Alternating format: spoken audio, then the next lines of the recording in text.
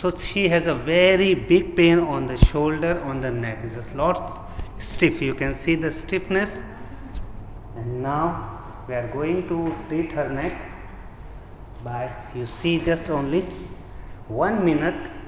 Give a little bit massage. Có đau không? Đau không? Không. Không đau, không đã. No feeling hả? Feeling chết rồi hả?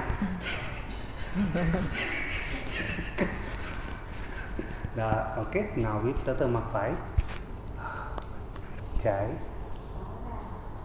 Thôi nhé, nào. You have a magic. We'll see now. Mặt phải. Hít vào. Thở. Đó. Đó. Mặt trái. Hít vào. Thở. Trời. Có đau không? Nói được không? Được.